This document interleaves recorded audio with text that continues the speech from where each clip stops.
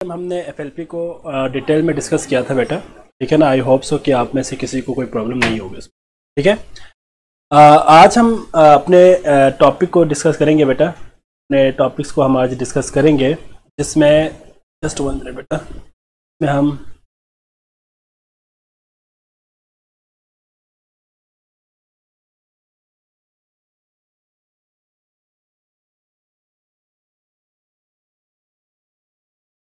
जी तो आज हम जो टॉपिक पढ़ने जा रहे हैं बेटा, that is van der Waals constant a and b. Van der वाल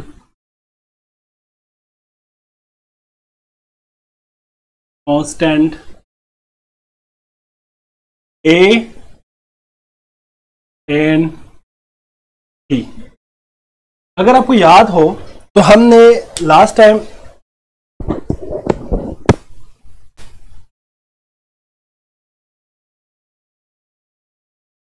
अच्छा जी, लास्ट में हमने ये बात की थी बेटा। वालेकुम सलाम बेटा, वालेकुम सलाम बिस्मा बेटा जी।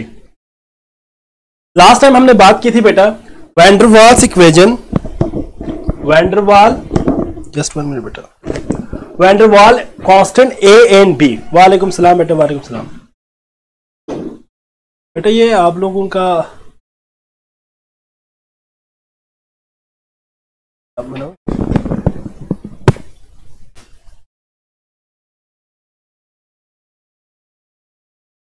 तो van der Waals constant a and B में हमने ये बात डिस्कस की थी बेटा, दैट वाज कि अगर हमारे पास कोई भी आइडियल गैस हो, आइडियल गैस हो, तो ideality is inversely proportional to 1 by क्या था बेटा, value of a and b. अगर आपको याद हो तो हमने ये बात डिस्कस की थी बेटा लास्ट उसमें कि ideality of any ideal gas is inversely proportional to the values of a and b respectively. अब इस चीज को हम यहां पे एक्सप्लेन करेंगे फर्दर। अगर आपको तो वैन डर वाल्स ने क्या किया था बेटा, वैन डर वाल्स ने करेक्ट किया था 2 चीजें। एक तो प्रेशर करेक्शन की थी बेटा, pressure correction, pressure correction, and the other one was volume correction. ठीक है बच्चे, प्रेशर करेक्शन और वॉल्यूम करेक्शन में जो प्रॉब्लम थी बेटा, जाहिर बात है हमें अगर आपको याद हो तो जनरल गैस इक्वेशन क्या थी बेटा, PV is equal to nRT। इस PV is equal to nRT में जो प्रेशर है और वॉल्यूम का जो फैक्टर है, इस फैक्टर को बेसिकली वैन डर वाल ने क्या किया था बेटा, करेक्ट किया था। और करेक्ट करने के बाद इस जनरल गैस इक्वेशन को इंप्लीमेंट किया था ऑन रियल गैसेस। जाहिर बात है यह रियल गैसेस के लिए नहीं है। अगर इसके अंदर मॉडिफिकेशन करे, मॉडिफाई करे, तो this can be apply on the real gases. तो उसने मॉडिफिकेशन करने के बाद जो इक्वेशन दी थी बेटा, दैट वाज क्या था, P plus a n square upon v square into V minus NB, this will be equals to nRT. This equation is used for the real gases.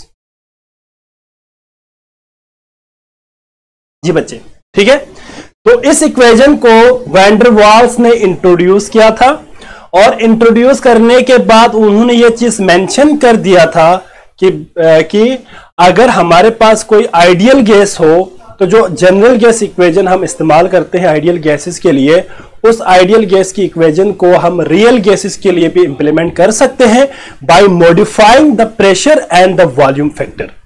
ठीक है बच्चे। और इसने इसकी रीजन कहां से पता है बेटा, कि जो डेविएशन है from ideality of the gas, जो आइडियलिटी ऑफ द गैस है उसकी डेविएशन की बेसिकली जो रीजन थी, उन रीजंस को उन्होंने एक्सप्लेन किया कि 2 ऐसे पॉस्टुलेट्स थे kinetic molecular theory of gases के अंदर। उन पॉस्टुलेट्स की वजह से, उन फॉल्टी पॉस्टुलेट्स की वजह से ये डेविएशन शो हो रही थी। उन डेविएशन के रीजंस भी उसने दे दिया, और इसके अंदर उसने क्या कर दिया बेटा, मॉडिफिकेशन करने के बाद उस इक्वेशन को फॉर रियल गैसेस भी इंप्लीमेंट कर दिया।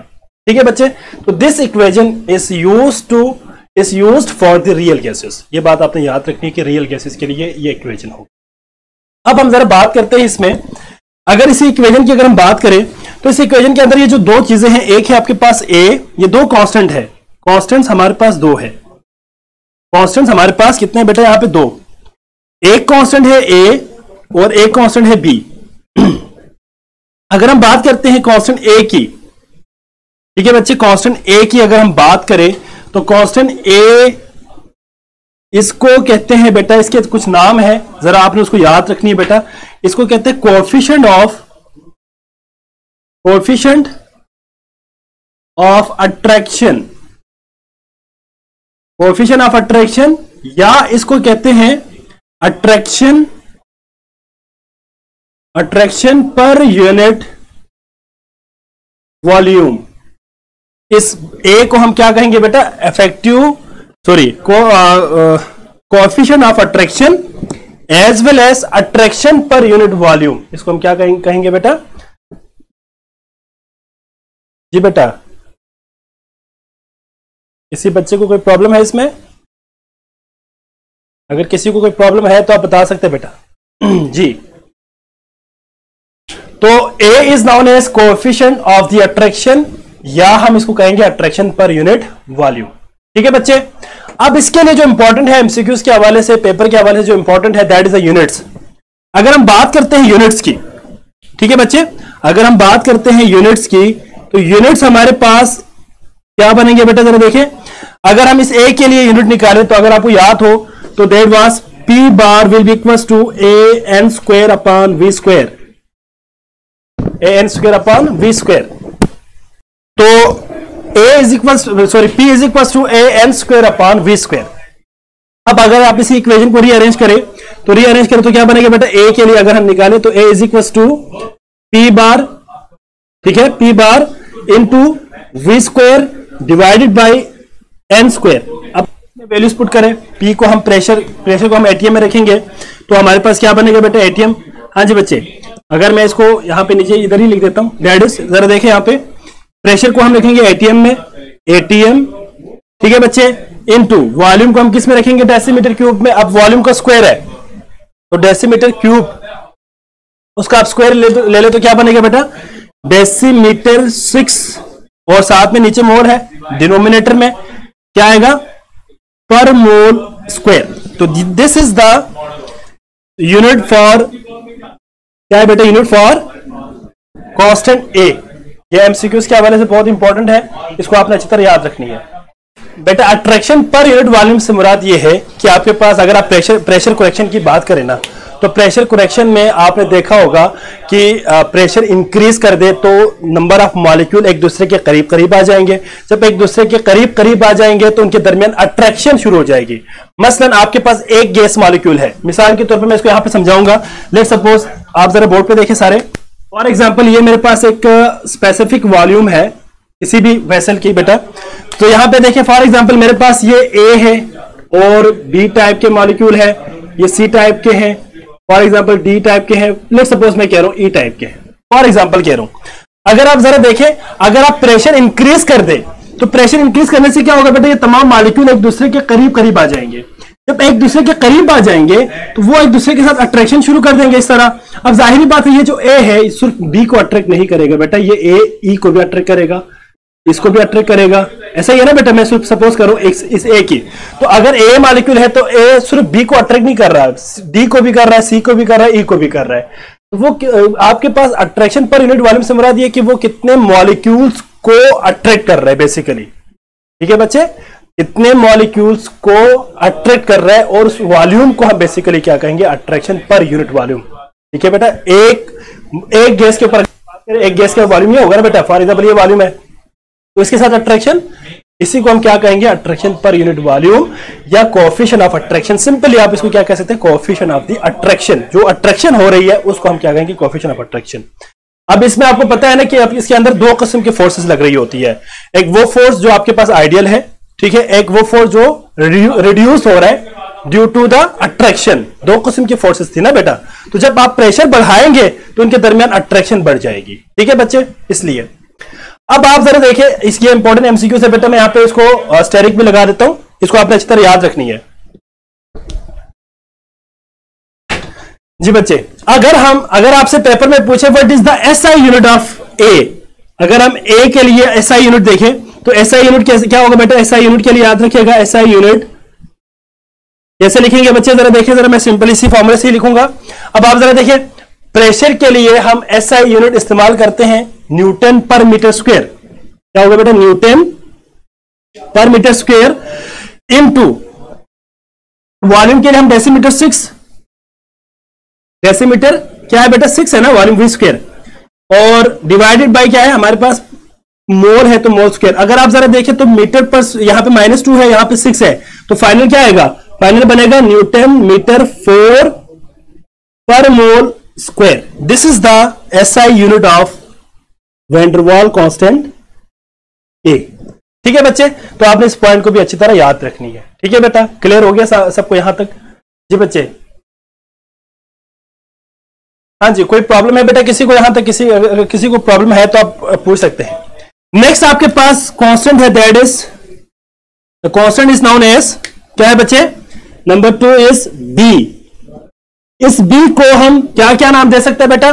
The b is known as excluded volume, excluded volume, या इसको हम कहते हैं इफेक्टिव वॉल्यूम, इफेक्टिव वॉल्यूम। ठीक है बच्चे, या हम इसको एक और नाम भी देते हैं, क्या नाम देंगे बेटा? It is also known as incompressible volume, incompressible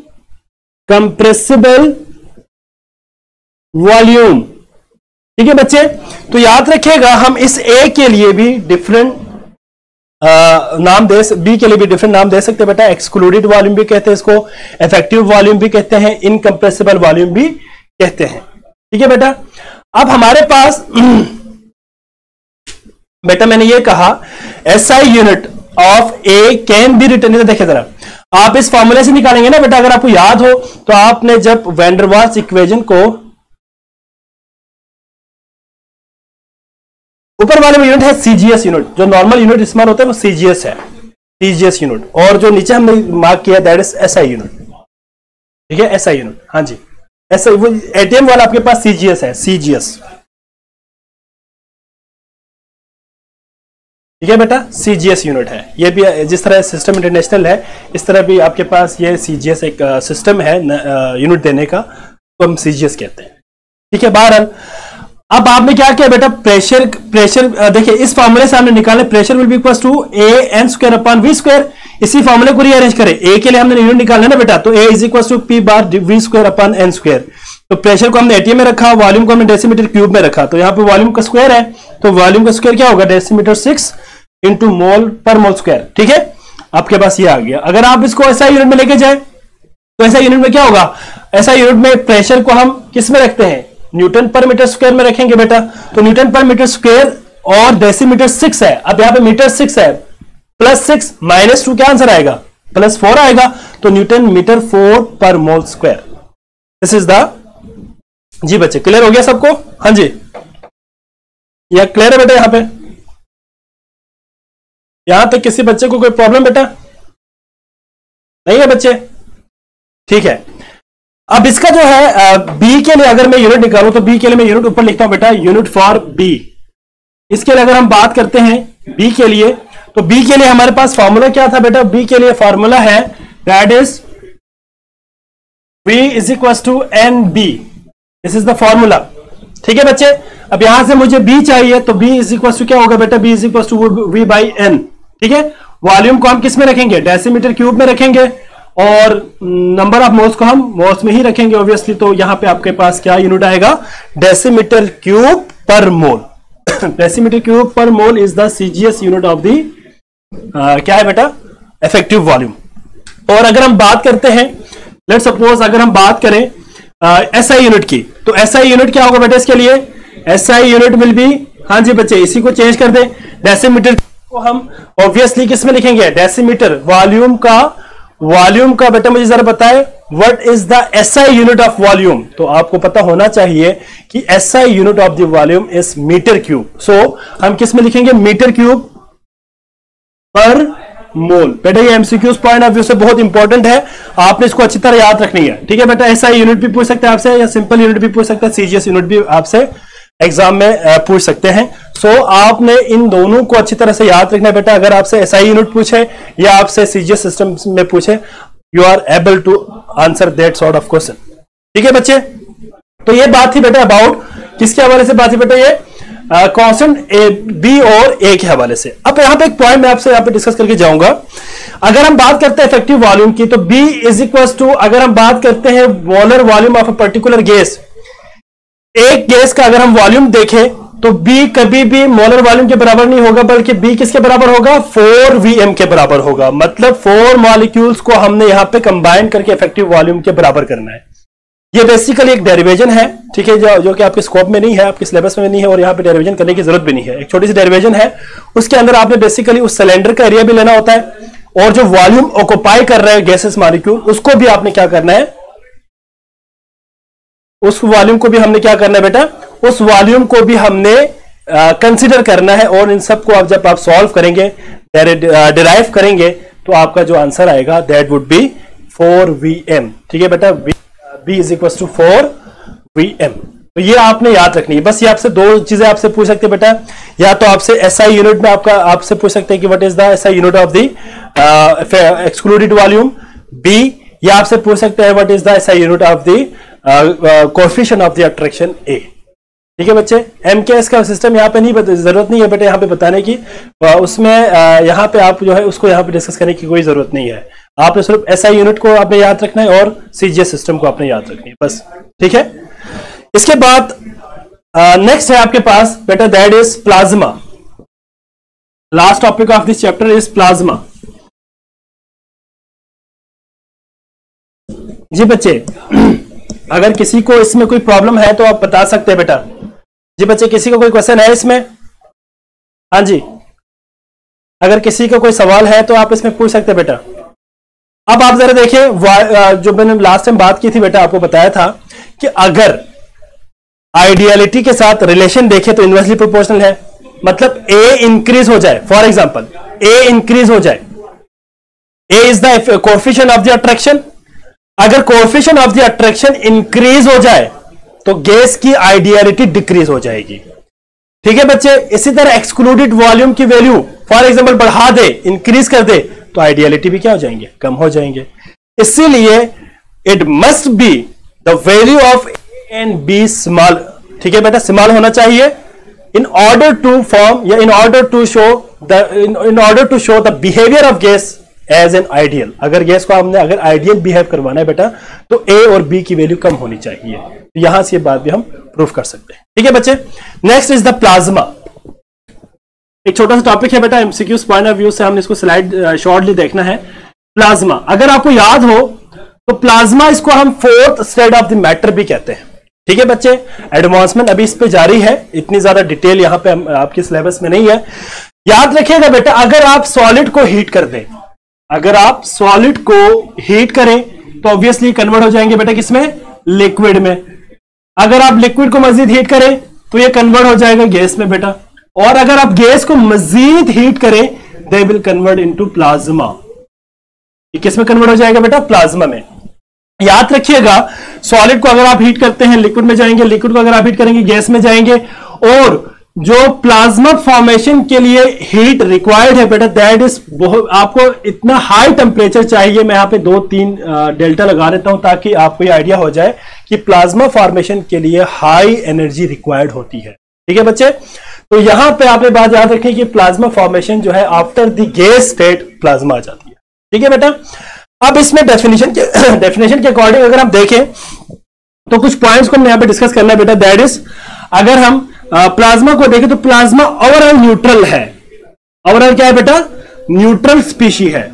neutral species से मुराद ये है कि इसके अंदर, प्लाज्मा के अंदर याद रखिएगा, इलेक्ट्रॉन्स भी होंगे बेटा, इलेक्ट्रॉन्स भी होंगे, साथ में इसके अंदर पॉजिटिव कैटायंस भी होंगे। ठीक है, कैटायंस भी होंगे, साथ में इसके साथ साथ इसके अंदर न्यूट्रल एटम्स भी होते हैं, न्यूट्रल एटम्स भी होते हैं। लेकिन सवाल यह पैदा होता है कि भाई अगर इसके अंदर इलेक्ट्रॉन है, कैटायन है, तो उसको ओवरऑल न्यूट्रल क्यों कहेंगे?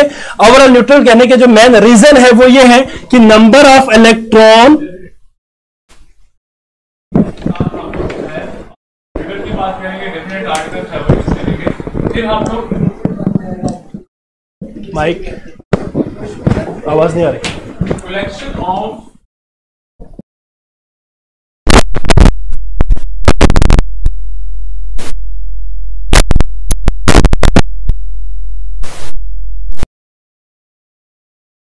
बेटा ठीक है बेटा। अच्छा जी, तो मैं बात कर रहा था बेटा कि first time plasma was identified by William Crook. ठीक है बेटा, ये एमसीक्यू पॉइंट ऑफ व्यू से इंपॉर्टेंट है। तो विलियम क्रुक ने इसको आइडेंटिफाई किया था कब किया था बेटा? 1879 में। जी बच्चे आप क्या कह रहे हैं? सर न्यूट्रल होने की रीजन प्लीज अगेन रिपीट कर दें। ठीक है, अच्छा जी, अब मैं आपको दोबारा रिपीट करूं बेटा न्यूट्रल क्यों है। देखिए प्लाज्मा ओवरऑल न्यूट्रल इसलिए है क्योंकि प्लाज्मा के अंदर जो कैटायन फॉर्मेशन है ना, कैटायंस और नंबर ऑफ इलेक्ट्रॉन आपस में इक्वल है। जब ये दोनों के तादाद आपस में इक्वल हो जाएंगे तो ओवरऑल चार्ज नहीं आएगा। जाहिर बात है जो इलेक्ट्रॉन जितना लॉस हुआ है और जितने हमारे पास कैटायन पॉजिटिव आयंस बना हुआ है वो दोनों आपस में जब इक्वल हो जाएंगे तो वो एक दूसरे को कैंसिल आउट करेंगे, एक दूसरे के इफेक्ट को ओवरऑल कैंसिल आउट कर देंगे। एज ए रिजल्ट क्या होगा? न्यूट्रल होगा। ठीक है बेटा हमजा, क्लियर हो गया बेटा? सॉरी। अच्छा जी, फॉर्मेशन की अगर हम बात करते हैं तो फॉर्मेशन, प्लाज्मा फॉर्मेशन की अगर हम बात करें तो बेटा याद रखिएगा फॉर्मेशन ऑफ प्लाज्मा के लिए हम एक सिंपल सी जो है डायग्राम जो आपकी बुक में भी दिया हुआ है उसी को ही हम यहां पे यूटिलाइज करेंगे ताकि आपको अंडरस्टैंड करने में आसानी हो। फॉर एग्जांपल मैं 3 बॉक्सेस बना रहा हूं यहां पे 1, 2 एंड 3। फॉर एग्जांपल मेरे पास कुछ हाइड्रोजन के मॉलिक्यूल्स है डाई एटॉमिक फॉर्म में। फॉर एग्जांपल ये डाई एटॉमिक फॉर्म में हाइड्रोजन के मॉलिक्यूल्स है। ठीक है बच्चे, अगर हम बात करते हैं डाई एटॉमिक फॉर्म की तो ये 25 डिग्री सी टेम्परेचर पे, कब होगा बेटा? ये 25 डिग्री सी टेम्परेचर पे हमारे पास डाई एटॉमिक फॉर्म में हाइड्रोजन क्या करेंगे बेटा? एग्जिस्ट करेंगे। अगर मैं इसको हीट करना शुरू कर दूं, अगर मैं टेम्परेचर दे दूं इसको अबाउट 2000 डिग्री सेल्सियस, अगर मैं इसको 2000 डिग्री सेल्सियस टेम्परेचर दे दूं तो ये सारे के सारे जो डाई एटॉमिक फॉर्म है वो कन्वर्ट हो जाएंगे किसमें? मोनो एटॉमिक फॉर्म में, एक एटम के फॉर्म में कन्वर्ट हो जाएंगे। ठीक है बेटा, तो यहां पे मैं साथ लिख देता हूं कि ये किसमें जाएगा बेटा? मोनो एटॉमिक मॉलिक्यूल में कन्वर्ट हो जाएंगे। अगर मैं इसको मजीद हीट करूं और इतना टेम्परेचर दे दूं कि टेम्परेचर अगर मैं 1 लाख डिग्री सेल्सियस, अगर मैं 1 लाख डिग्री सेल्सियस टेम्परेचर अगर मैं mono atomic molecules of the hydrogen को अगर मैं दे दूं तो they will convert into plasma. ये किस में जाएगा? प्लाज्मा में जाएगा। और प्लाज्मा में जाने के बाद आपको मैंने बताया था इसके अंदर इलेक्ट्रॉन्स भी होंगे बेटा, इसके अंदर पॉजिटिव चार्ज भी होंगे, इसके अंदर न्यूट्रल एटम्स भी होंगे। Similarly neutral atom, cation, electron. अब आप जरा देखिए, it is basically this portion is the mixture. ये क्या है बेटा? मिक्सचर है किस चीज का? इलेक्ट्रॉन का, पॉजिटिव चार्ज का और किस चीज का बेटा? साथ में न्यूट्रल एटम का। तो ये सारे कलेक्टिवली, ये तमाम मिक्सचर कलेक्टिवली क्या चीज बना देते हैं? प्लाज्मा बना देते हैं। तो प्लाज्मा इस क्या है बेटा? Mixture of electron, cations and the neutral atoms. ठीक है बेटा, तो ये आपके पास प्लाज्मा के हवाले से था बेटा, फॉर्मेशन ऑफ प्लाज्मा। ये आपने अच्छी तरह याद रखना है बेटा। इसमें किसी बच्चे को कोई प्रॉब्लम है तो वो बता सकते हैं। जी बेटा,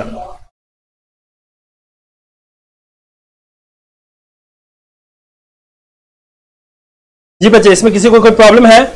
नहीं है। इसके बाद आपने बात याद रखनी है बेटा कि प्लाज्मा शोस बोथ इलेक्ट्रिकल और मैग्नेटिकल या मैग्नेटिक प्रॉपर्टीज शो करेगी। इलेक्ट्रिकल और मैग्नेटिकल प्रॉपर्टीज शो करेगी ऑब्वियसली बेटा। बेटा ये जाहिर बात है बेटा, वेरी स्मॉल होंगे, नेक्ट आइस आपको नजर नहीं आएगी। ऑब्वियसली नेक्ट आइस आपको नजर नहीं आएगी बेटा। ठीक है, वेरी स्मॉल, एक तरह से आपके पास मिक्सचर है ना बेटा, एटॉमिक फॉर्म में जब जाएंगे। हाँ जी, आपने इसमें टेम्परेचर याद रखना है कि इतना ज्यादा हाई टेम्परेचर देना होता है। ठीक है बच्चे। अब यहां पे मैं एक पॉइंट आपको बताने लगा हूं, इलेक्ट्रिकल प्रॉपर्टी से क्या मिला था बेटा, अगर आप इलेक्ट्रिकल पोटेंशियल अप्लाई करें तो ये अपने बिहेवियर शो करेंगे, पॉजिटिव प्लेट की तरफ मूव करेंगे जितने भी इलेक्ट्रॉन है, और जो कैटायंस है वो नेगेटिव की तरफ मूव करना शुरू करेंगे। बेटा ये आपको अप्रोक्सीमेट जनरल दिया हुआ है, ठीक है। हाइड्रोजन की केस में उन्होंने 1 लेख दिया हुआ है, हाइड्रोजन की केस में 1 लेख दिया हुआ है, लेकिन डिफरेंट सब्सटेंसेस के लिए, डिफरेंट गैसेस के लिए डिफरेंट होगा, टेम्परेचर डिफरेंट होगा, ठीक है बच्चे। अब मैं आपको जो बात बताने लगा हूं, अगर आप मैग्नेटिक फील्ड अप्लाई करें, अगर आपको याद हो मैग्नेटिक फील्ड में नॉर्थ पोल और साउथ पोल है, अगर आपके पास कोई चार्ज पार्टिकल आ जाए तो जो लाइन है, जो दो पोल्स के दरमियान लाइंस है, वो क्या करेंगे बेटा, वो अपवर्ड या डाउनवर्ड क्या करेंगे, उसकी रोटेशन होगी, ठीक है, मतलब उसकी जो है बेंडिंग हो जाएगी। तो they show the magnetic properties as well as electric properties, ठीक है बच्चे, क्योंकि इसके अंदर इलेक्ट्रॉन्स भी मौजूद है और साथ में कैटायंस भी मौजूद है। इसके अलावा ये न्यूट्रल है, और आपको याद रखिए बेटा ये जितने भी स्टार्स है, स्टार्स आर जो शाइन होते हैं बेटा, this is due to shining star जो है ये ड्यू टू क्या है बेटा, प्लाज्मा है। जितने भी प्लाज्मा है इसी की वजह से स्टार्स शाइन करती है बेटा, उसकी जो है ग्लो जो करना, या फिर आप उसको कह सकते हैं चमकना, दीज आर बेसिकली स्टार के जो लाइट्स है वो प्लाज्मा की वजह से है। प्लाज्मा पूरे यूनिवर्स के अंदर एग्जिस्ट करते हैं बेटा, लेकिन जो आपका अर्थ है या जो जमीन पे अगर हम बात करते हैं तो ज्यादातर हम नियॉन साइन की बात करते हैं बेटा। नियॉन साइन जो लाइट्स होते हैं, फ्लोरेसेंट ट्यूब्स होते हैं, फ्लोरेसेंस ट्यूब वगैरह के अंदर, ठीक है, इनके अंदर ये बेसिकली हम आर्टिफिशियली यूज कर सकते हैं। जितने भी आपके पास एनर्जी सेवर है या जितने भी जो लाइट है आप इस्तेमाल करते हैं, इनके अंदर बेसिकली गैस मौजूद होती है। उन गैसेस को जब एनर्जी मिलती है, हाई एनर्जी मिलती है बाय अप्लाइंग इलेक्ट्रिसिटी, तो वो सारे के सारे कन्वर्ट हो जाते हैं प्लाज्मा में, और प्लाज्मा आपको बेसिकली क्या कर रहा होता है बेटा, ग्लो कर रहा होता है। तो आपको जो है रोशनी नजर आ जाती है, जिस तरह आपको लाइट वगैरह नजर आती है, ठीक है बच्चे। तो ये बात भी आपने याद रखनी कि नियॉन साइन वगैरह, फ्लोरेसेंस वगैरह के अंदर हम इसको इस्तेमाल करते हैं। अगर एक एमसीक्यूज के हवाले से याद रखिएगा, सन के डेफिनेशन भी कर रहे हैं वो, sun is 1.5 kilometer ball of plasma. मतलब आप इसको इस तरह से समझे कि जो सन है वो प्लाज्मा से मिलकर बना हुआ है, और प्लाज्मा आपके पास कितना है, 1.5 किलोमीटर बॉल्स। अगर आप 1.5 किलोमीटर बॉल को अगर आप देखें तो बहुत हाई, बिगर साइज का होगा बेटा। तो ये सारे के सारे प्लाज्मा से मिलकर बना हुआ है सूरज, सन, ठीक है बच्चे। किसी बच्चे को इसमें कोई प्रॉब्लम बेटा, ठीक है, इसके हवाले से कोई इशू है तो आप बता सकते हैं। इसके अलावा आपके पास इसकी कुछ एप्लीकेशंस है, ठीक है। एप्लीकेशन में हमने सारी चीजें यहाँ पे डिटेल डिस्कस करने की हमें जरूरत नहीं है। एप्लीकेशंस में बेटा आपने याद रखनी है, ये प्रोसेसिंग ऑफ सेमीकंडक्टर्स में हम इस्तेमाल कर सकते हैं। प्रोसेसिंग ऑफ सेमीकंडक्टर के अंदर हम इसको इस्तेमाल कर सकते हैं। मेडिकल प्रोडक्ट्स वगैरह बनाने के लिए हम इसको इस्तेमाल कर सकते हैं बेटा, मेडिकल प्रोडक्ट्स, ठीक है। इसके अलावा स्टेरिलाइजेशन के अंदर के इसको भी हम इस्तेमाल कर सकते हैं, and so on many important applications of plasma, ठीक है बच्चे। बहुत सारे एप्लीकेशंस है इसके अंदर, ये प्रोसेसिंग वगैरह के लिए इस्तेमाल करते हैं। एक छोटा सा टॉपिक इसके अंदर उन्होंने ऐड किया हुआ है, दैट इज फ्यूचर होराइजन के नाम से, उसको जरा हम स्लाइडली देखेंगे। अगर आपको याद हो तो बेटा हमारे पास इलेक्ट्रॉन के लिए 2 स्टेट्स है, ठीक है। एक है हमारे पास बेटा ग्राउंड स्टेट, और एक है हमारे पास एक्साइटेड स्टेट। ये सारे आपको पता हो बेटा, तो याद होना चाहिए एक्साइटेड स्टेट और ग्राउंड स्टेट क्या है। अगर आप किसी इलेक्ट्रॉन को एनर्जी दे दें, फॉर एग्जांपल यहां पे ग्राउंड स्टेट में एक इलेक्ट्रॉन मौजूद है बेटा, फॉर एग्जांपल ये इलेक्ट्रॉन है, अगर आप इसको बाहर से कोई एनर्जी दे दें, अगर इसको कोई एनर्जी मिल जाए तो ये ग्राउंड स्टेट से क्या करेंगे बेटा, एक्साइटेड स्टेट की तरफ मूव करेंगे। ऐसा ही है ना बच्चे, फॉर एग्जांपल ग्राउंड स्टेट है तो ये एक्साइटेड स्टेट की तरफ मूव करेंगे। मैं आपको एक चीज समझाना चाह रहा हूं यहां पे। अब ग्राउंड स्टेट और एक्साइटेड स्टेट के दरमियान एक और स्टेट भी है बेटा, उस स्टेट को कहते हैं मेटास्टेबल स्टेट। मेटास्टेबल स्टेट की एनर्जी ग्राउंड स्टेट से ज्यादा होती है, एक्साइटेड स्टेट से कम होती है, ठीक है बेटा। मतलब ये एक और स्टेट है जिसमें ग्राउंड स्टेट में जो इलेक्ट्रॉन की एनर्जी थी उससे ज्यादा होगी, एक्साइटेड स्टेट में जो इलेक्ट्रॉन की एनर्जी होगी उससे कम होगी। तो ये जो मेटास्टेबल स्टेट है, ये जो स्टेट है, this is very important for research purpose, very important है बेटा। इसके ऊपर बहुत काम हो रहा है आजकल, मॉडर्न जो फिजिक्स है, मॉडर्न केमिस्ट्री है, इसके ऊपर बहुत काम कर रहे हैं बेटा। जो है इसके अंदर रिसर्च के अंदर इसको ज्यादा इस्तेमाल कर रहे हैं बेटा, ठीक है, मेटास्टेबल स्टेट्स को। जी बेटा बिल्कुल, प्लाज्मा जिस तरह मेटल के अंदर फ्री इलेक्ट्रॉन है ना बेटा, आपको आगे मैं मेटालिक स्ट्रक्चर पढ़ाऊंगा तो बता दूंगा कि वहां पे इलेक्ट्रॉन पूल्स होता है, ऐसा ही है ना, इलेक्ट्रॉन गैस थ्योरी आपने पढ़ लिया होगा बेटा। वो थ्योरी क्या कहती थी? वो थ्योरी यही कहती है कि भाई इलेक्ट्रॉन जितने भी मेटल्स के अंदर मौजूद है, मेटल एटम अपने वैलेंस इलेक्ट्रॉन को लॉस कर देंगे तो वो तमाम के तमाम इलेक्ट्रॉन पूल्स बना देंगे। वो जो पूल ऑफ इलेक्ट्रॉन है वो बेसिकली फ्री इलेक्ट्रॉन है। तो बेसिक जिस तरह इलेक्ट्रॉन मेटल्स के अंदर फ्री एग्जिस्ट कर रही है, इसी तरह प्लाज्मा भी जो है, प्लाज्मा के अंदर जो मौजूद इलेक्ट्रॉन है वो फ्री है लाइक अ मेटल्स। ठीक है, तो ये बात उन्होंने कहा है बेटा, ये जरा आपने पॉइंट को अच्छी तरह याद रखनी है। इसके बाद बेटा आपका ये चैप्टर हो गया कंप्लीट। अब आपका चैप्टर नंबर 4 शुरू हो जाएगा बेटा।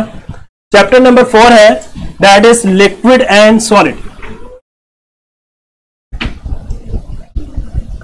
ठीक है बच्चे, लिक्विड एंड सॉलिड्स को हम शुरू करेंगे अब चैप्टर नंबर 4। चैप्टर नंबर 4 है आपका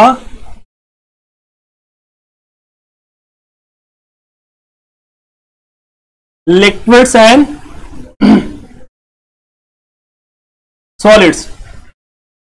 ठीक है बच्चे, अब इसमें आपने इसको अच्छी तरह अंडरस्टैंड करना है बेटा, लिक्विड्स एंड सॉलिड्स को। तो याद रखिएगा कि इस चैप्टर के अंदर हमने डिटेल में देखना है, जो टॉपिक्स हैं उनको हम जितना यहाँ पे आपके पेपर के अकॉर्डिंग इंपॉर्टेंट है उसी हिसाब से हम इसको यहाँ पे डिस्कस करेंगे, और जो एमसीक्यूज होंगे बेटा उसको मैं साथ साथ आपको मेंशन भी कर दूंगा। ठीक है बच्चे, तो लिक्विड स्टेट और सॉलिड स्टेट में जो सबसे फर्स्ट हम टॉपिक यहाँ पे डिस्कस करेंगे, the topic is basically intermolecular forces.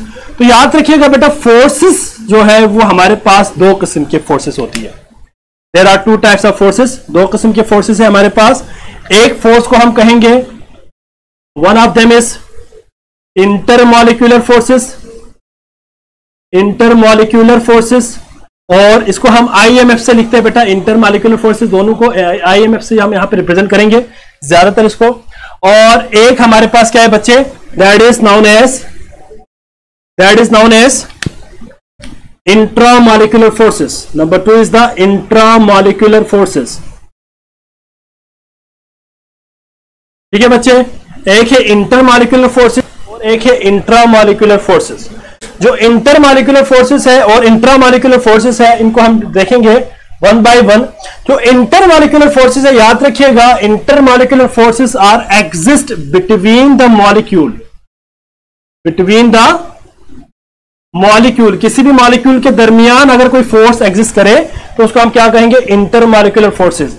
और अगर किसी मॉलिक्यूल के अंदर विद इन द मॉलिक्यूल हो तो ऐसे फोर्स को हम इस तरह के जो है फोर्सेस को हम क्या कहेंगे बेटा, intramolecular forces, within the molecule and between the molecule. ये बात आपने याद रखनी है। The force which is present between the molecule is known as intermolecular forces, while the force which present within the molecule is known as intramolecular forces. इसके एक example के through हम इसको एक्सप्लेन करेंगे बच्चे। फॉर एग्जांपल, मेरे पास एक example है, लेट्स सपोज मैं यहां पे इसको एग्जांपल को यहां पे मेंशन कर दूंगा बेटा। फॉर एग्जांपल मेरे पास एक एग्जांपल है, दैट इज, अगर हम बात करते हैं वाटर, तो वाटर अगर हमारे पास लिक्विड फॉर्म में हो और अगर आप इसको कन्वर्ट करें वेपर्स में, H2O वेपर्स फॉर्म में कन्वर्ट करें, गैसियस फेस में कन्वर्ट करें, तो यहां पे जो फोर्स ब्रेक हो रही है, the broken force is known as intermolecular forces. कौन सी फोर्स होगी बेटा, यहां पे कौन सी फोर्स ब्रेक हो रही है, इंटरमॉलिक्यूलर फोर्सेस। ठीक है बच्चे, लेकिन अगर आप इसी वाटर को डिकम्पोज कर दे, H2O लिक्विड को कन्वर्ट कर दे H2 gas plus O2 gas में, तो याद रखिएगा इस केस में जो फोर्स ब्रेक हो रही है उस फोर्स को हम क्या कहेंगे बेटा, इंट्रामॉलिक्यूलर फोर्सेस। उस फोर्स को हम क्या कहेंगे, इंट्रामॉलिक्यूलर फोर्सेस कहेंगे। ठीक है बच्चे, किसी बच्चे को इसमें कोई प्रॉब्लम है तो आप बता सकते हैं। जी बच्चे, एनी क्वेश्चन अबाउट दिस बेटा। अब हम जरा टाइप्स के हवाले से बात करेंगे। तो हमारे पास डिफरेंट टाइप्स के इंटरमॉलिक्यूलर फोर्सेस है। इंट्रा को हम केमिकल बॉन्डिंग में पढ़ेंगे, देखिए ionic bond, covalent bond, dative bond, ठीक है, सारे हम चैप्टर नंबर आगे 6 आएगा उसमें पढ़ेंगे केमिकल बॉन्डिंग में। यहां पे हमने इंटरमॉलिक्यूलर फोर्सेस को डिस्कस करना है। तो इंटरमॉलिक्यूलर फोर्सेस हमारे पास डिफरेंट टाइप्स है बेटा, उसको हम जरा यहाँ पे शॉर्टली देखेंगे एमसीक्यूज पॉइंट ऑफ व्यू से। तो number 1 is the dipole forces. क्या है बेटा? Dipole forces. ठीक है बच्चे, number 1 is the dipole forces. Number 2 is the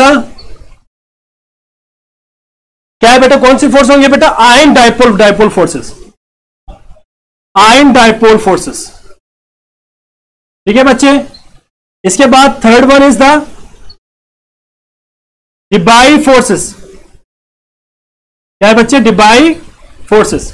अगर आपको याद हो, डिबाई फोर्सेस का एक और नाम भी है जी बच्चे। क्या नाम होगा डिबाई फोर्सेस? दूसरा नाम डाइपोल इंड्यूस्ड डाइपोल फोर्सेस। क्या होगा बेटा?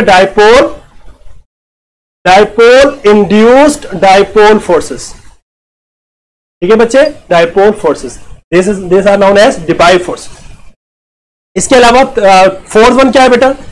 हाँ जी बच्चे, fourth one is the London dispersion forces.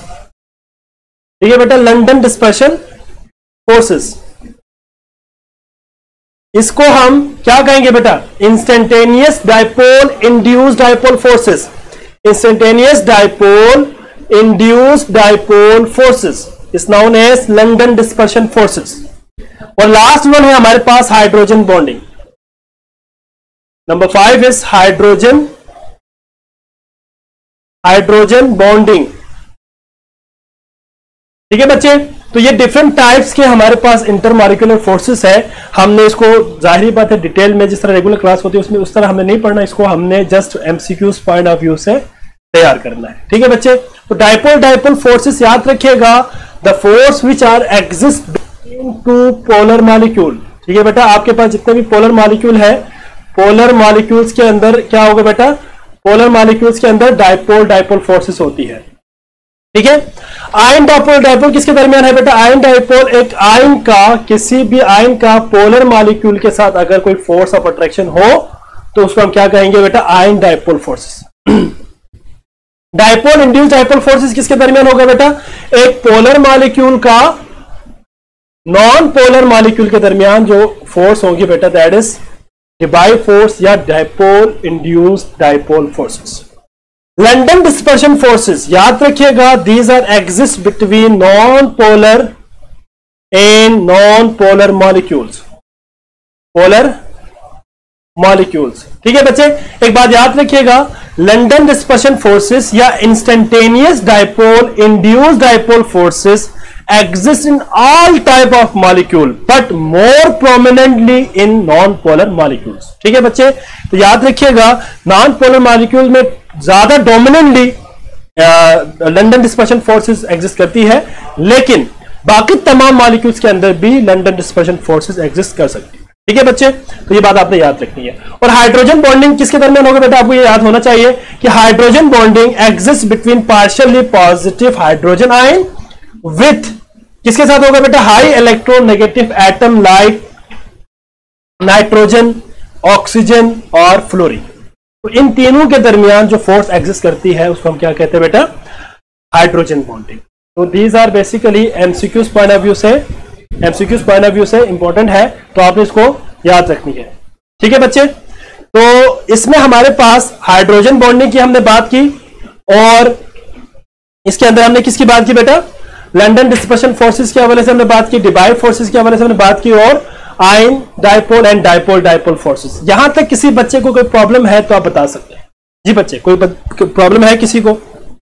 हाँ जी, अगर हम ऑर्डर ऑफ स्ट्रेंथ देखें एमसीक्यूज पॉइंट ऑफ व्यू से, बहुत ज्यादा इंपॉर्टेंट है बेटा ऑर्डर ऑफ स्ट्रेंथ। अगर हम ऑर्डर ऑफ स्ट्रेंथ की बात करें तो याद रखिएगा कि सबसे ज्यादा स्ट्रॉन्गेस्ट फोर्स कौन सी होंगी बेटा? याद रखिएगा डाइपोल फोर्सेस, सबसे ज्यादा जिसकी स्ट्रेंथ ज्यादा होगी that is ion dipole forces सबसे स्ट्रॉन्गेस्ट है बेटा। इसके बाद हाइड्रोजन बॉन्डिंग है, हाइड्रोजन बॉन्डिंग। ठीक है बच्चे, इसके बाद जो स्ट्रेंथ आती है दैट इज डाइपोल फोर्सेस। इसके बाद जो स्ट्रेंथ आएगी बेटा दैट इज हाँ जी, इसके बाद किसकी आएगी बेटा? हाँ जी, लंदन डिस्पर्शन या डिबाई फोर्स, जल्दी से बताया बेटा मुझे, डिबाई फोर्सेस या लंदन डिस्पर्शन फोर्सेस, याद रखिएगा डिबाई फोर्सेस। ठीक है बच्चे, और इसके बाद सबसे कम किसकी होगी बेटा? That is London dispersion forces या induce dipole, instantaneous dipole induce dipole forces, London dispersion forces सबसे कम। तो ये स्ट्रेंथ आपने याद रखनी है बेटा, ये स्ट्रेंथ आपने याद रखनी है। सबसे ज्यादा आयन डायपोल, इससे कम हाइड्रोजन बॉन्डिंग, इससे कम डायपोल डायपोल फोर्सेस, इससे कम डिबाई फोर्सेस, और सबसे कम किसके होगी बेटा? London dispersion forces. अब सवाल ये पैदा होता है बेटा, डिबाई फोर्सेस इसके बाद, हाँ जी, सबसे याद बेटा आपने याद रखनी है, आयन डायपोल सबसे ज्यादा स्ट्रेंथ क्यों रखती है? क्योंकि इसमें एक आयन, कंप्लीट आयन इन्वॉल्व है। एक आयन इन्वॉल्व होने का मतलब यह है कि एक ऐसा स्पीशी है जिसने अपने इलेक्ट्रॉन को या तो मुकम्मल लॉस कर दिया है या तो मुकम्मल उसने गेन कर दिया है। ठीक है, मतलब उसने इलेक्ट्रॉन गेन किया है या लॉस किया है, तब उसके ऊपर चार्ज आएगा ना। तो एक चार्ज स्पीशी का एक पोलर मॉलिक्यूल के दरमियान बॉन्ड होगा, तो बेटा वो बॉन्ड काफी स्ट्रॉन्ग होगा एज कंपेयर टू अदर। ठीक है बच्चे, तो ये बात आपने याद रखनी है। एक प्रॉपर्टी हमने डिस्कस करनी है बेटा, प्रॉपर्टीज के हवाले से, एमसीक्यूज के हवाले से इंपॉर्टेंट है। एक कुछ प्रॉपर्टीज हमें इसमें देखनी है बेटा, पेपर के हवाले से बहुत इंपॉर्टेंट है, एमसीक्यूज के हवाले से वो आपने याद रखनी है।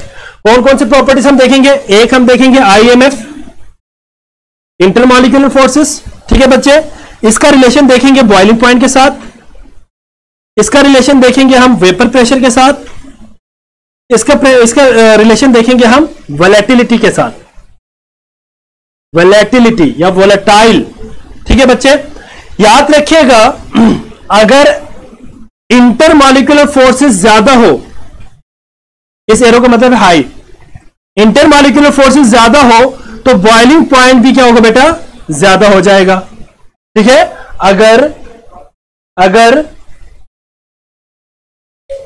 डिबाई फोर्स, दोबारा बताऊं बेटा, डिबाई फोर्स इज बेसिकली क्या है बेटा? Instantaneous dipole induce dipole forces.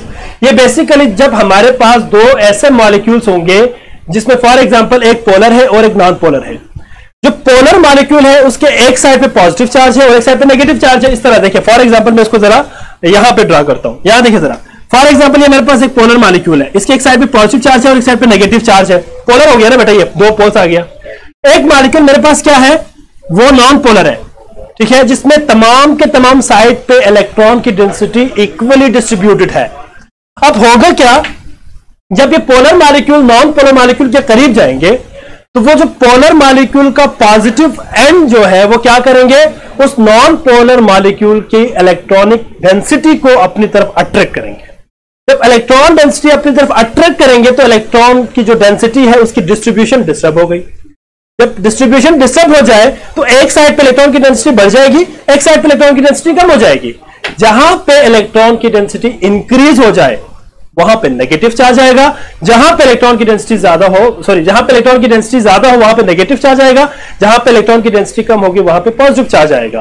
तो एज ए रिजल्ट वो जो नॉन पोलर मॉलिक्यूल था वो भी पोलर हो गया। मतलब उसमें क्या हो गया? एक पोलर मॉलिक्यूल ने क्या किया? नॉन पोलर मॉलिक्यूल के अंदर पोलैरिटी को इंड्यूस्ड किया। थर्ड नंबर की डिबाई फोर्स बेटा, Debye force, DEBYE, Debye force. पर बेटा डिबाई फोर्सेस या डायपोल इंड्यूस्ड डायपोल फोर्सेस, मैंने शॉर्ट लिखा है ना, सारे कंप्लीट नाम नहीं लिखा, मैंने सिर्फ शॉर्ट डी एब्रीविएटेड फॉर्म में लिखा है। ठीक है बच्चा, क्लियर हो गया बेटा? एक पोलर मॉलिक्यूल ने किस तरह एक नॉन पोलर मॉलिक्यूल में पोलैरिटी को इंड्यूस किया। जब पोलैरिटी इंड्यूस करेंगे तो उनके दरमियान अट्रैक्शन शुरू हो जाएगी। उस अट्रैक्शन को बेसिकली हम डिबाई फोर्सेस कहते हैं। पॉइंट इज गॉट इट बेटा? हाँ जी, ठीक है। ये आपने फर्स्ट ईयर में भी डिटेल पढ़ चुका होगा बेटा, डायग्राम के साथ। ठीक है ना? तो यहां पे आपने इसको एमसीक्यूज पॉइंट ऑफ व्यू से डिस्कस करना है, तो हम इसको इस तरह करेंगे। ठीक है बेटा? हाँ जी। अब आप जरा यहां पे देखिए, इस पॉइंट को अच्छी तरह अंडरस्टैंड करें बेटा, बहुत इंपॉर्टेंट है। इंटरमॉलिक्यूलर फोर्सेस ज्यादा हो, ठीक है, तो उस लिक्विड का या कोई भी सब्सटेंस हो उसका बॉइलिंग पॉइंट क्या होगा? इंक्रीज हो जाएगा। क्यों? क्योंकि जब इंटरमॉलिक्यूलर फोर्सेस स्ट्रांग हो जाए तो उसको तोड़ने के लिए हमें एनर्जी ज्यादा देनी पड़ेगी। जब ज्यादा एनर्जी देनी पड़ेगी तो ऑब्वियसली बेटा उसका बॉइलिंग पॉइंट क्या होगा? हाई होगा। ठीक है? अगर बॉइलिंग पॉइंट हाई हो जाए तो वेपर प्रेशर क्या हो जाएगा? वेपर प्रेशर कम हो जाएगा। वेपर प्रेशर क्या हो जाएगा बेटा, कम हो जाएगा। एज अ रिजल्ट वोलेटिलिटी भी क्या हो जाएगा बेटा, कम हो जाएगा। वोलेटाइल जल्दी से उड़ जाना, ठीक है, वो भी क्या हो जाएंगे, कम हो जाएंगे। बात समझ आ रही है बेटा। अगर हम इंटरमॉलिक्यूलर फोर्सेस की बात करें, अगर वो कम हो, इंटरमॉलिक्यूलर फोर्सेस कम हो, तो बॉइलिंग पॉइंट क्या हो जाएगा, ऑब्वियसली बॉइलिंग पॉइंट भी कम हो जाएगा बेटा, ठीक है। और वेपर प्रेशर क्या होगा, इसका ज्यादा होगा, और वोलेटिलिटी भी इसका ज्यादा होगा, ठीक है बच्चे। तो हम सिंपली किस्सा मुख्तसर कुछ इस तरह से कर सकते हैं कि intermolecular forces is directly proportional to क्या है बेटा, boiling point, and inversely proportional to vapour pressure, and क्या होगा बेटा, वोलेटिलिटी। वोलेटिलिटी, ठीक है बच्चे। मतलब इंटरमॉलिक्यूलर फोर्सेस डायरेक्टली प्रोपोर्शनल है बॉइलिंग पॉइंट के साथ, और इनवर्सली प्रोपोर्शनल है वेपर प्रेशर और इसके साथ बेटा वोलेटिलिटी के साथ। तो बेटा यहां तक किसी बच्चे को कोई प्रॉब्लम है तो बता सकते हैं, अदरवाइज मैं आगे मूव करूंगा। जी बच्चे जल्दी से बताएं बेटा, मुझे डू फास्ट, जल्दी बताएं मुझे। कोई प्रॉब्लम किसी बच्चे का नहीं है बेटा, आगे चले फिर। हाँ जी आगे चले, ठीक है। नेक्स्ट आपका टॉपिक है बेटा, that is hydrogen bonding. I hope so आपको क्लियर हो रहा होगा बेटा, इसमें कोई मेरे ख्याल कोई प्रॉब्लम नहीं है, समझ आ रही होगी कि सबको। अगर किसी को कोई प्रॉब्लम है तो आप डिस्कस कर सकते हैं। इससे रिलेटेड मैं आपको वर्कशीट भी अपलोड कर दूंगा बेटा, ठीक है, विद आंसर की मैं अपलोड करूंगा आपसे, ठीक है। आपसे मैं आपको आंसर की भी साथ साथ दिया करूंगा। बस आपने क्या करना है, उस आंसर की को देखना है। अगर आपको समझ ना आए कि भाई ये आंसर किस तरह से आया, तो आप उसको मैसेंजर पे आप मैसेज करके डिस्कस कर सकते हैं कि भाई इसकी एक्सप्लेनेशन क्या है, मैं आपको एक्सप्लेन कर दूंगा, ठीक है बच्चे। पहले कोशिश करें कि खुद से उसको फाइंड करने की भाई इसको कैसे करना है, इसके बाद जाके फिर आप मुझसे डिस्कस करें, ठीक है बच्चे। एक और बात भी याद रखिएगा बेटा कि अक्सर बच्चे क्या करते हैं कि बेटा देखिए मेरे पास सिर्फ आपकी क्लास के सिर्फ जो है 15-20 बच्चे नहीं है, मेरे पास एमडी के भी तकरीबन 80-90 स्टूडेंट्स हैं, तो सबके मुझे मैसेजेस आ जाते हैं। तो आप लोग कोशिश ये क्या करें कि आप अपने हेड पे जो हो सकता है वो खुद से करें। मतलब आप एक जो क्वेश्चन आप कर सकते हैं वो आप खुद से करें, वो टीचर के ऊपर ना दे, बेटा चेंज हो जाती है। कभी कर देता हूं, एक मिनट जी बच्चे। Hydrogen bonding, hydrogen bonding is the intermolecular forces, ठीक है बेटा। जो ये इंटरमॉलिक्यूलर फोर्सेस की एक टाइप है, हमने भी थोड़ी देर पहले डिस्कस किया बेटा। और ये एक पार्शियली पॉजिटिव हाइड्रोजन के साथ क्या था बेटा, पार्शियली पॉजिटिव हाइड्रोजन का किसके साथ बॉन्ड था बेटा, with high electronegative atom like nitrogen, oxygen और फ्लोरीन। तीन हमारे पास हाई इलेक्ट्रोनेगेटिव। वॉइस आ रही है बेटा, वॉइस क्लियर हो गया है, अब तो क्लियर है यार, अब क्लियर है, ठीक है। तो क्यों बेटा नहीं, और तो बड़े तेज हो गए बच्चे, हाँ टाइम कम रह गया। इसको जरा स्लाइडली देखते हैं बेटा, इसके बाद आपका टेस्ट भी लेना है मैंने, ठीक है। खैर इसको हम हाइड्रोजन बॉन्डिंग कहते हैं, ठीक है बेटा। अब हमारे पास हाइड्रोजन बॉन्डिंग अगर हम अमोनिया के अंदर देखें, hydrogen bonding in ammonia NH3 अगर हम देखें तो बेटा याद रखिएगा अमोनिया पर मॉलिक्यूल एक हाइड्रोजन बॉन्ड होगा, ठीक है बेटा, वन हाइड्रोजन बॉन्डिंग। पहली बात तो यह है, वन हाइड्रोजन बॉन्डिंग इसके अंदर है बेटा, पहली बात, ठीक है बच्चे।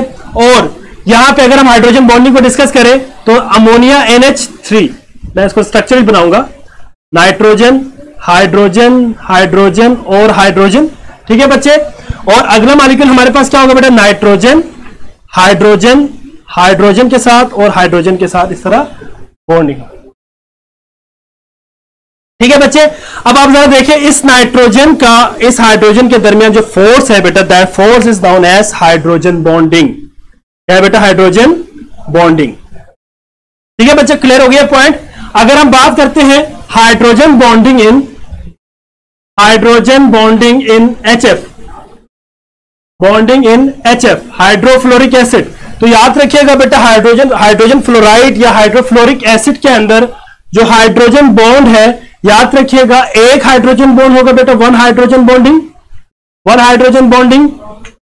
और the point is very important, याद रखिएगा बेटा इसके अंदर जो HF का मॉलिक्यूल है वो in the form of zigzag manner, zigzag manner में अपना स्ट्रक्चर मेंटेन करते हैं बेटा, ठीक है। जिगजैग मैनर से मतलब क्या है बेटा, यहां पे हाइड्रोजन है, यहां पे फ्लोरीन है, यहां पे हाइड्रोजन, यहां पे फ्लोरीन, फ्लोरीन फॉर एग्जांपल इस तरह बना रहा हूं,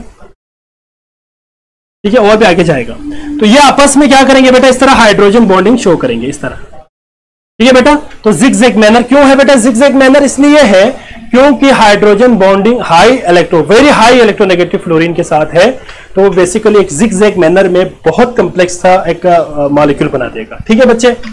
इसके बाद अगर हम बात करते हैं हाइड्रोजन बॉन्डिंग इन वाटर की, तो हाइड्रोजन बॉन्डिंग इन वाटर की अगर हम बात करें तो याद रखिएगा बेटा, वाटर के अंदर दो हाइड्रोजन बॉन्डिंग है, 2 हाइड्रोजन बॉन्डिंग, ठीक है बच्चे, 2 हाइड्रोजन बॉन्डिंग है। अगर आप बात करते हैं हाइड्रोजन बॉन्डिंग इन वाटर, तो ऑक्सीजन O है, H है यहां पे, ठीक है बच्चे, और एक मैं यहां पे बना लेता हूं, और एक मैं यहां पे बना लेता हूं, ठीक है बच्चे। अगर आप इनके दरमियान हाइड्रोजन बॉन्डिंग देखें तो वो कुछ इस तरह से होंगे, इस तरह से, ठीक है बच्चे। इसी तरह ये भी आगे जाएगा बेटा इस तरह, और ये भी आगे जाएगा, ठीक है। तो वाटर के अंदर 2 हाइड्रोजन बॉन्डिंग है। अगर आपसे सवाल पूछे कि अमोनिया, HF और वाटर, इन तीनों में से सबसे ज्यादा स्ट्रॉन्गेस्ट हाइड्रोजन बॉन्ड किस में होगा, स्ट्रॉन्गेस्ट हाइड्रोजन बॉन्डिंग किस मॉलिक्यूल में ज्यादा होगा बेटा जी, तो द आंसर इज वाटर। पानी के अंदर ज्यादा इसलिए होगा बेटा क्योंकि वाटर 2 हाइड्रोजन बॉन्ड बना रहा है, जबकि हाइड्रोफ्लोरिक एसिड 1 हाइड्रोजन बॉन्ड बना रहा है, ठीक है। देखा जाए तो fluorine is high electronegative as compare to oxygen, but फिर भी क्या है, वाटर के अंदर हाइड्रोजन बॉन्डिंग स्ट्रॉन्ग है। क्यों स्ट्रॉन्ग है बेटा, क्योंकि water can form 2 hydrogen bonding while HF form only 1 hydrogen bond, ठीक है बच्चे। तो यहां तक किसी बच्चे को कोई प्रॉब्लम है तो सवाल कर सकते हैं बेटा। HF नहीं होगा बेटा, HF नहीं होगा, वाटर के अंदर सबसे हाईएस्ट होगा, सबसे हाईएस्ट हाइड्रोजन बॉन्डिंग वाटर के अंदर है, ठीक है बच्चे। तो यहां पे हम स्टॉप कर लेते हैं बेटा। अब आपका एक टेस्ट होगा, टेस्ट आपने अटेंड करना है, आपके स्क्रीन पे शो हो जाएंगे बेटा टेस्ट। इस टेस्ट के बाद आपने अपने रिव्यूज लाजमी देना बेटा, ठीक है, रिव्यूज दे दीजिएगा अपने।